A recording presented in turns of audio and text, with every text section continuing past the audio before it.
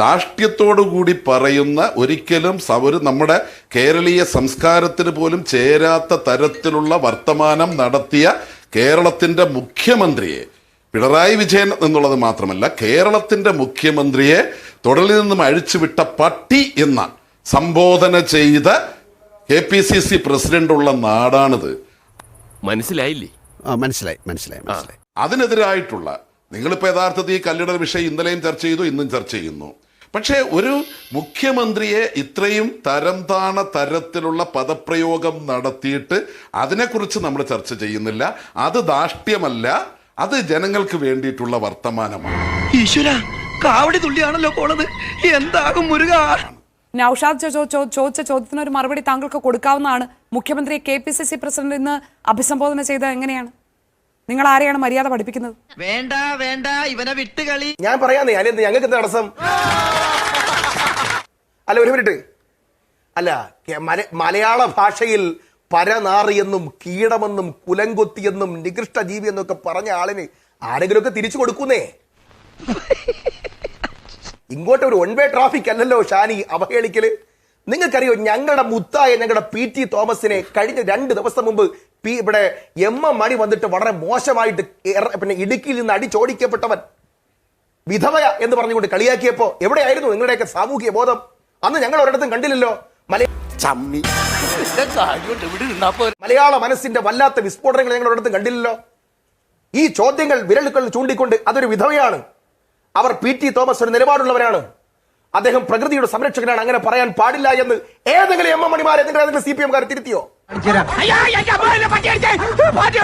തിരുത്തിയിട്ട് വാ, എന്നിട്ട് ഞങ്ങൾ കെ സുധാകരൻ. അല്ല, നിങ്ങൾക്കെതിരെ വിരൽ ചൂണ്ടുമ്പോൾ മാത്രം മാധ്യമ സംവാദം സർഗവേദി അറസ്റ്റ് ചെയ്യണം, നാടകം കളിക്കണം, കെ സുധാകരനെ കൊന്നുകളയണം, വിഴുങ്ങിക്കളയണം. എന്നിട്ടോ നിങ്ങളുടെ നേതാക്കന്മാർക്ക് PT തോമസിന്റെ ഭാര്യയെ നിങ്ങൾക്ക് എന്ത് വിളിക്കല്ലേ? അവഹേളിക്കാമല്ലേ? മരിച്ചുപോയ ആളിനെതിരെ അവഹേളനം നടത്തി MM മണി അയാൾ ആര് എതിർത്തു? ഏതെങ്കിലും ഒരു CPM നേതാവ് എതിർത്തോ? എടാ, ഇങ്ങനെയുള്ള സന്ദർഭങ്ങളിലാണ് നമ്മൾ സ്വയം നിയന്ത്രിക്കേണ്ടത്.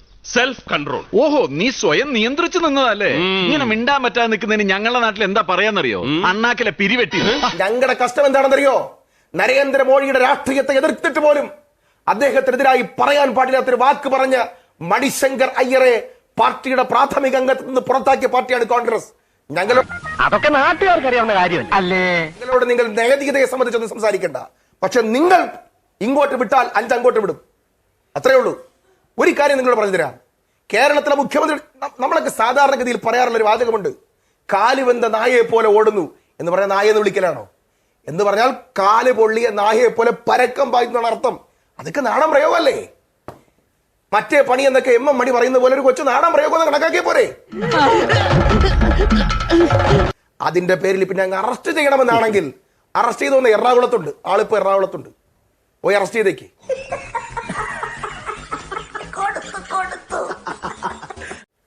അറസ്റ്റ് ചെയ്ത് ജയിലിലും കിട്ടേക്ക്, കൊണ്ടുപോയേക്ക്. ഒരു കോൺഗ്രസ് പ്രവർത്തകനും എന്താണ് കാരണം അപ്പൊ കാണാം. അതുകൊണ്ട് ആ ധാർഷ്ട്യമൊന്നും വേണ്ട ഷാനി. ഈ ചർച്ചയെ വഴിതെറ്റിച്ച് കളയാൻ വേണ്ടി നൗഷാദ് ഇട്ട ചൂണ്ടയിൽ കൊത്തിയതായിരിക്കാം. പക്ഷെ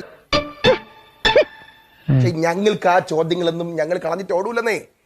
പരനാറിയെന്ന്, കൃമിയെന്ന്, കുലങ്കുത്തിയെന്ന്, നിനക്കതൊക്കെ എങ്ങനെയാ സാധിക്കുന്നത്? കീടമെന്ന് വിളിച്ച മുഖ്യമന്ത്രിയാണ് സഖാവ് പിണറായി വിജയൻ. ചെറ്റ, പരമചെറ്റ ഈ നാട്ടിൽ വിളിച്ചയാളാണ് സഖാവ് പിണറായി വിജയൻ.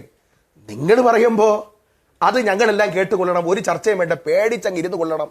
ഞങ്ങൾ ആരെങ്കിലും അറിയാതെ ഒന്നും പറഞ്ഞാൽ അത് മാധ്യമ സംവാദം നടത്തും, സർഗസംവാദം നടത്തും, തെരുവിൽ ഞങ്ങൾ ഇട്ട് അലക്കും, അറസ്റ്റ് ചെയ്യും. ആ പണി അങ്ങ് വാങ്ങി വെച്ചിരുന്നാൽ മതി. ഞങ്ങൾ അതിന് കൊത്തുന്നില്ല. ഈ ചർച്ച കേരളയിൽ തന്നെ കൂടെ പോകും. ഓക്കെ, താങ്കൾ തന്നെ അതിനിടയിൽ മര്യാദയും ധാർഷ്ട്യത്തിന്റെയും ശരീരഭാഷയുടെയും എല്ലാ കാര്യങ്ങളും ആ ചോദ്യത്തിന് മറുപടി കൊടുത്തില്ല എന്ന് ഓർമ്മിപ്പിച്ചതേ ഉള്ളൂ ശ്രീ ഷഫീർ. പക്ഷേ ശ്രീ നൗഷാദ് ചോദ്യം പറഞ്ഞതുപോലെ തന്നെ കേരളയിൽ തന്നെയാണ്. അതിനിടയിൽ താങ്കൾ ഉന്നയിച്ച ചോദ്യം മാത്രമാണ്. കുറ്റപ്പെടുത്തിയല്ല, അല്ല, ആണെങ്കിലും കുഴപ്പമില്ല. ഞാൻ പറഞ്ഞാണ് താങ്കൾ പഠിപ്പിച്ചത്. താങ്കൾ മര്യാദയെക്കുറിച്ച് സംസാരിക്കുമ്പോൾ ആ ചോദ്യത്തിന് മറുപടി കൊടുത്തോളൂ എന്ന് പറഞ്ഞാണ്. അതിൽ തർക്കമില്ല ശ്രീ ഷഫീർ.